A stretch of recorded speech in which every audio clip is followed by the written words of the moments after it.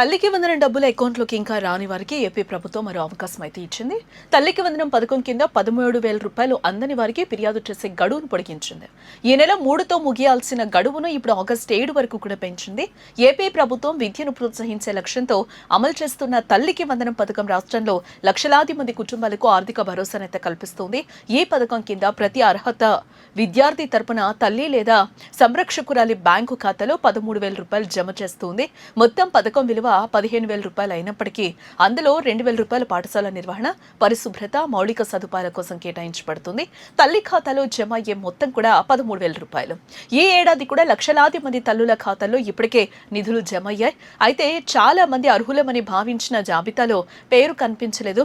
కొందరికి చెల్లింపు పెండింగ్ లో ఉంది, మరికొందరి దరఖాస్తులు వెరిఫికేషన్ దశలో ఉన్నాయి. ఈ పరిస్థితిని దృష్టిలో పెట్టుకుని ప్రభుత్వం మరో అవకాశం కల్పించింది. మొదట ఈ నెల 3తో ముగియాల్సిన అభ్యంతరాలు, ఫిర్యాదుల స్వీకరణ గడువును ఇప్పుడు ఆగస్టు 7 వరకు కూడా పొడిగించింది. అర్హుల జాబితాలో పేరు లేకపోతే, చెల్లింపు రాకపోతే లేదా ఏదైనా సాంకేతిక సమస్య ఉంటే ఆగస్టు 7 లోపు మీ గ్రామ లేదా వార్డు సచివాలయాన్ని సంప్రదించారని అధికారులు సూచిస్తూ ఉన్నారు.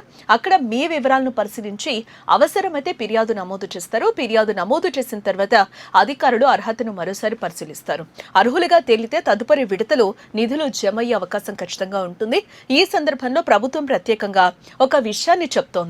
చాలా మంది వద్ద బ్యాంకు ఖాతా ఉన్నప్పటికీ కూడా అది ఆధార్కు అనుసంధానమై ఎన్పీసీఏ మ్యాపింగ్ లో లేకపోవటం వల్ల డబ్బులు జమ కావటం లేదని అధికారులు చెప్తూ ఉన్నారు. అందుకే ప్రతి లబ్ధిదారుడు తన బ్యాంకు ఖాతా ఆధార్కు లింక్ అయ్యిందో లేదో, అలాగే ఎన్పీసీఐకి మ్యాప్ అయ్యిందో లేదో తప్పనిసరిగా చెక్ చేసుకోవాలని సూచిస్తూ ఉన్నారు.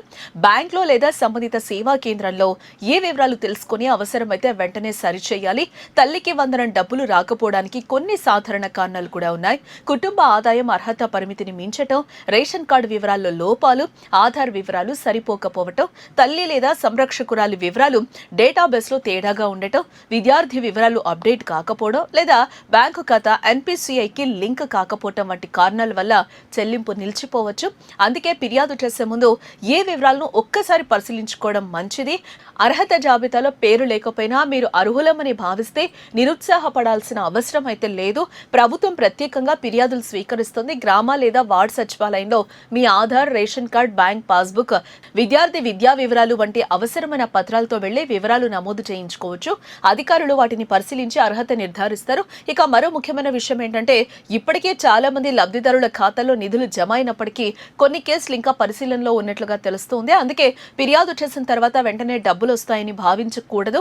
వెరిఫికేషన్ పూర్తయిన తర్వాత మాత్రమే ప్రభుత్వం తదుపరి చర్యలు తీసుకుంటుంది.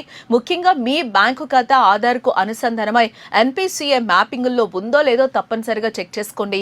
చిన్న సాంకేతిక లోపం కారణంగా 13,000 రూపాయల ప్రయోజనం కోల్పోకుండా గడువు ముగిసేలోపు అవసరమైన చర్యలు తీసుకోవాలని అధికారులు కూడా సూచిస్తూ ఉన్నారు. ఇలాంటి మరిన్ని అప్డేట్స్ కోసం వేదా టీవీ న్యూస్ ని తప్పకుండా సబ్స్క్రైబ్ చేసుకోండి.